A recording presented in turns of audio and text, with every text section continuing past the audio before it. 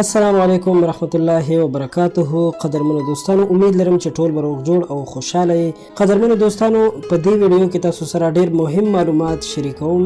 دا متل خو به تاسو ټول اوریدلی وي چې تندرستي ډیر لوی نعمت دی او د هر انسان همدا کوشش وي چې هغه همیشه صحتمند او تندرست زندگی تیر کړي او د خپل صحت د ښه کولو لپاره هر قسم کوشش کوي. خو خوراک کوي، ورزش او اکسرسایز هم د خپل ژوند حصہ جوړوي او د دې نه باوجود هم ځینې کسان نه صحتمند کیږي او د مختلفو بیمارو ښکار وي. د نن په دې ویډیو کې هم موږ په همدغه موضوعاتو باندې بحث کوو او خبرې کوو چې هغه کومې غلطیانې دي چې هغه انسان کوي نو د ښه خوراک سره سره هم هغه همیشه بیمار وي او هغه نه صحتمند کیږي. نو تاسو نه یو خواست کوم چې دا ویډیو خامخا تر اخره وګورئ. خو د دغه معلوماتو درکولو نه وړاندې له تاسو نه یو هیله لرم که تاسو تر اوسه پورې زموږ معلوماتي او خبري چینل خان کلیک نه وي سبسکرایب کړی نو مهرباني وکړئ همدا اوس یې سبسکرایب کړئ، ورسره خوا کې د غنټې نشان هم ووهئ چې په آینده کې زموږ د هرې نوې راتلونکې ویډیو خبر تاسو ته درکړل شي او تاسو زموږ د هرې ویډیو نه ګټه واخلئ. قدرمنو خویندو او ورونو، د خوراک نه وروسته 90% خلک شپږ داسې غلطیانې کوي چې هغوی د هغه غلطیانو له وجې همیشه بیمار وي. په دغه کې په وړومبني نمبر باندې د خوراک نه وروسته سمدس اوده کېدل دي.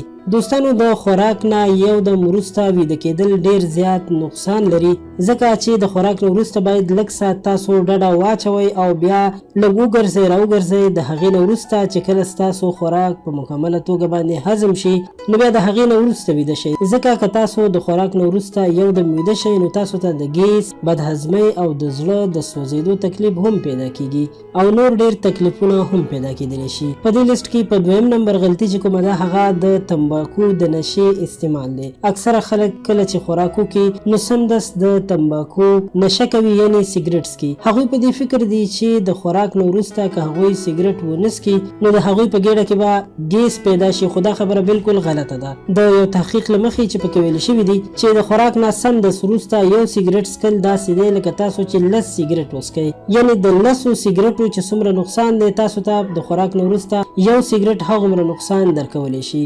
دوستانو، په دې تحقیق کې چې دریم نمبر کومه خبره ده هغه د خوراک نه وروسته سمدس د میوې خوراک دی چې دا هم یو ډیر نقصان ده ثابتېدلی شي، ځکه چې د خوراک نه سمدس وروسته فروټ یعنی میوې خوړل هم د ګیس او د زړه یعنی د سینې د سوځېدو امکانات زیاتولی شي، ځکه چې د ماهرینو له مخې چې وایي د میوو د هضم کولو لپاره مختلف قسم انزایم پکار وي چې هغه د خوراک نه وروسته د انسان په جسم کې په ډیره کمه پیمانه باندې موجود وي. نو ښه خبره ده چې د روټۍ خوراک نه مخکې میوې وخوړل شي. دوستانو، په څلورم نمبر باندې د چایو څکل دي. زیات خلک داسې هم دي چې لکه د سیګریټ غوندې د چایو څکل هم د روټۍ د خوراک نه وروسته ډیر زیات کوي چې له دې سره په روټۍ کې کوم آیرن موجود وي هغه په جسم کې په صحیح طریقې سره نه هضمیږي او ځینې وخت داسې هم کیدی شي چې انسان د وینې د کمیدو ښکار شي چې له دې سره انسان په مختلفو بیماریانو او ډیرو مسایلو کې ګیرېدلی شي او صحت یې خرابېدلی شي.